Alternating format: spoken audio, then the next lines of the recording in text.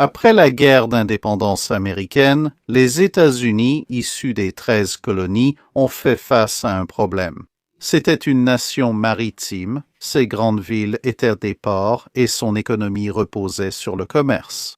Vu les grandes distances à parcourir et l'absence de trains à vapeur, le transport interne de marchandises était plus efficace par la navigation côtière. Mais, nouvellement indépendante, elle était exclue du commerce et de la construction navale auxquelles elle participait sous domination britannique. Cela a causé un effondrement économique et poussé les villes côtières à chercher du commerce ailleurs, sous peine de dépérir. Le problème venait des pirates, surtout les corsaires barbaresques, qui considéraient les navires marchands sans protection comme un butin facile. L'absence de protection navale s'expliquait par plusieurs raisons. La Royal Navy n'était plus vraiment disposée à aider, surtout chez eux. Un mouvement politique majeur voulait supprimer la marine professionnelle, affirmant que les milices et petites canonnières suffisaient pour les tâches militaires. La récession et le manque de liquidités ont servi d'excuse parfaite. Dans la seconde moitié des années 1780, aucun navire de guerre américain ne protégeait le commerce des États-Unis. Début 1790, la reprise de la guerre en Europe a accru les saisies de navires marchands américains. Tandis que les corsaires étendaient leur influence, les puissances belligérantes exerçaient leurs droits. Le Congrès était divisé. Certains prônaient de payer les pirates et de négocier avec les puissances européennes, d'autres non. Cela ne ferait qu'augmenter les exigences de paiement et les concessions, et toute cette richesse quitterait le pays. Pour préserver l'honneur du pays et l'industrie navale, il vaudrait mieux investir cet argent dans une marine protégeant les navires marchands. Ce dernier groupe a tout juste réussi à remporter le vote. En 1794, une loi a été adoptée pour construire 6 frégates, 4 de 44 canons et 2 de 36 canons. Avec la réserve de l'autre camp, la construction cesserait si les corsaires étaient neutralisés autrement. Initialement, le plan prévoyait de toutes les construire à Philadelphie, principal chantier naval de l'époque.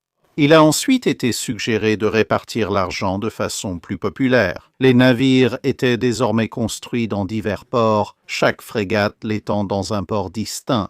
Les travaux ont été interrompus en 1796 par une paix temporaire avec les corsaires. Il fut vite décidé de finir les 3 navires les plus avancés, l'United States, la Constitution et la Constellation.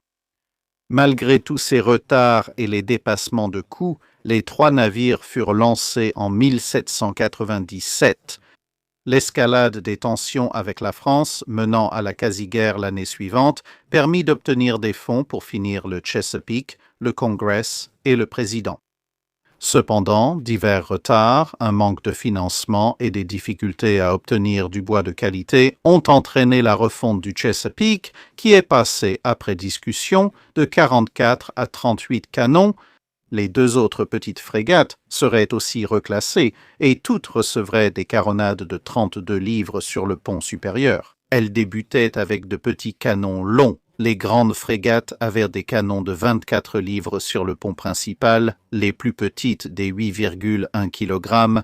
Quel était l'armement standard des frégates de 5e rang à l'époque? Utilisation de chêne vert et de chêne blanc pour la structure principale des navires, charpente et bordage. De plus, une conception interne avancée rendait les navires solides et rapides pour l'époque, à condition d'être bien équilibrés.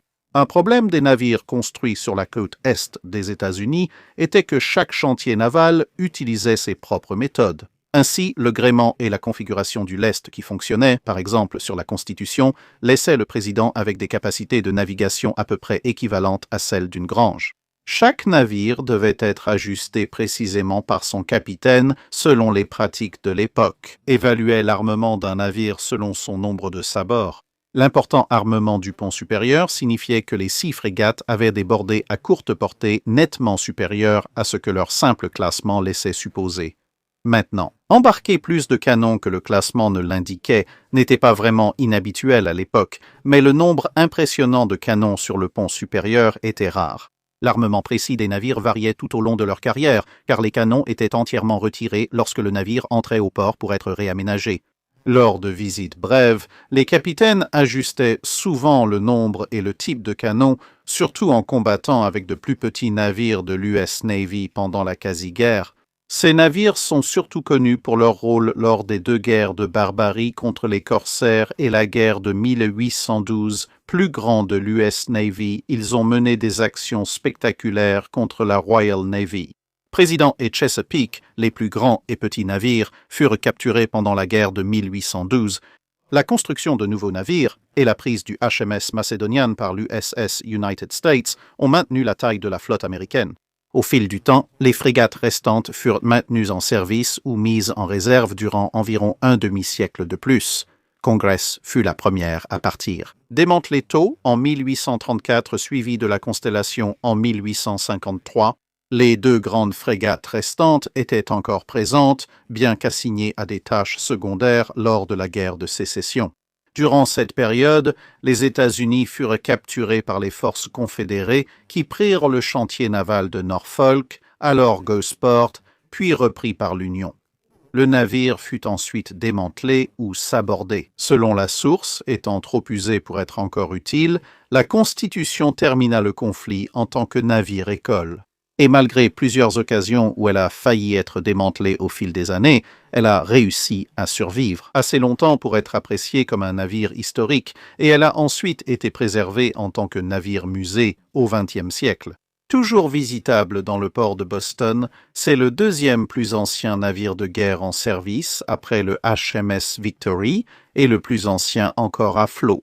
Curieusement, grâce à ses multiples réaménagements et reconstructions, la plus grande concentration de bois d'origine provenant des 6 frégates se trouve en réalité au Chesapeake Mill, au Royaume-Uni, qui a été construit en grande partie avec le bois de la Chesapeake capturé en 1820. C'est tout pour cette vidéo, merci de l'avoir regardé. Si vous avez un commentaire ou une suggestion de navire à examiner, faites-le nous savoir dans les commentaires ci-dessous. Commentez la publication épinglée pour les questions sur la cale sèche.